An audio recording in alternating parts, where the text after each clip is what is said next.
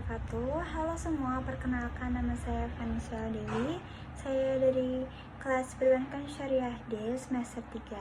Di sini saya akan membuat video pembahasan tentang makalah yang saya buat, yaitu proses pembiayaan dan analisis kelayakan pembiayaan bank syariah. Tugas ini sendiri dibuat untuk memenuhi tugas mata kuliah Manajemen Dana dan Pembiayaan Syariah yang berdosen pengampu Bapak Dr. Arif Fauzan, SHI, MEI. Baik, kita mulai dari pembahasan yang pertama, yaitu pengertian pembiayaan. Perbankan Islam merupakan bentuk perbankan dan pembiayaan yang berusaha memberi pelayanan kepada nasabah dengan bebas bunga atau yang biasa disebut dengan interest. Para perintis perbankan Islam berargumen bahwa bunga atau interest termasuk riba, yang jelas-jelas dilarang dalam hukum Islam. Lalu ada dua fungsi utama dalam perbankan adalah pengumpulan dana dan sebagai penyaluran dana.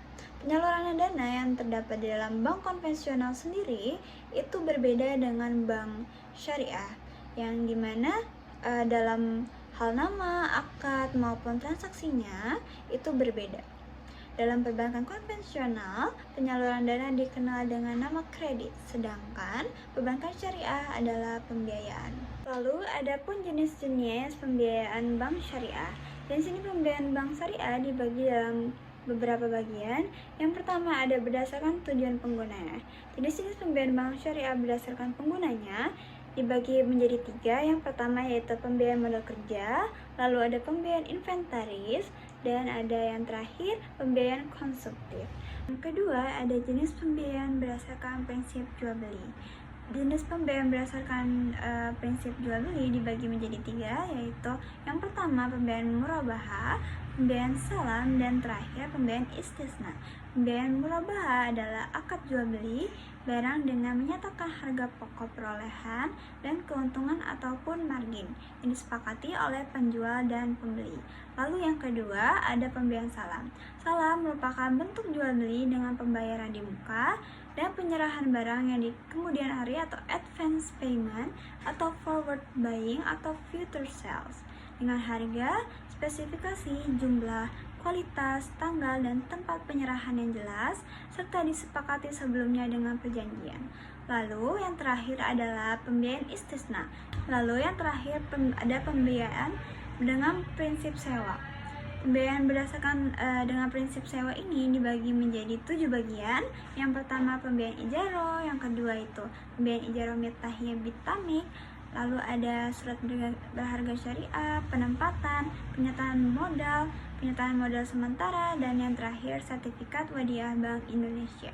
Lalu prosedur pembiayaan pada bank syariah ini terbagi menjadi 4 tahap, yaitu yang pertama tahap sebelum pemberian pembiayaan diputuskan oleh bank syariah, yaitu tahap bank syariah mempertimbangkan permohonan pembiayaan calon nasabah penerima fasilitas. Tahap ini disebut dengan analisis kelayakan penyaluran dana. Lalu yang kedua, adapun tahap setelah permohonan pembiayaan diputuskan pemberiannya oleh bank syariah dan kemudian penuangan keputusan tersebut ke dalam perjanjian pembiayaan atau akad pembiayaan serta dilaksanakannya pengiyatan agunan untuk pembiayaan yang diberikan itu. Tahap ini disebut dengan tahap dokumentasi pembiayaan. Lalu yang ketiga adalah tahap setelah perjanjian pembiayaan atau akad pembiayaan ditandatangani oleh kedua belah pihak dan dokumen pengikatan agunan telah selesai dibuat serta selama pembiayaan itu digunakan oleh nasabah penerima fasilitas sampai jangka waktu pembiayaan terakhir. Tahap ini disebut sebagai tahap penggunaan pembiayaan. Lalu ada tahap yang terakhir, yaitu tahap setelah pembiayaan menjadi bermasalah, tetapi usaha nasabah penerima fasilitas masih memiliki prospek hingga pembiayaan yang bermasalah itu dapat diselamatkan untuk menjadi lancar kembali. Tahap ini disebut dengan tahap penyelamatan pembiayaan. Lalu ada pun analisis pembiayaan bank syariah. Analisis pembiayaan bank syariah merupakan langkah penting untuk realisasi pembiayaan di bank syariah. Analisis pembiayaan ini dilakukan oleh pelaksana pembiayaan di bank syariah yang bertujuan untuk ada 3, yaitu menilai kelayakan usaha calon peminjam Lalu ada menekan resiko akibat tidak terbayarnya pembiayaan, dan yang terakhir menghitung kebutuhan pembiayaan yang lama.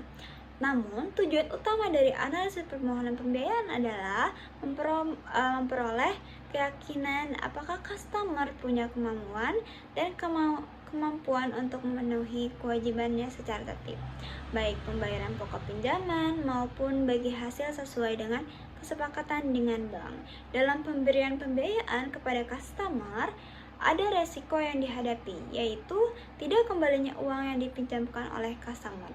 Oleh karena itu, keadaan dan perkembangan customer harus diikuti secara terus-menerus, mulai saat pembiayaan diberikan sampai dengan pembiayaan lunas. Lalu, adapun penanganan terhadap pembiayaan yang bermasalah.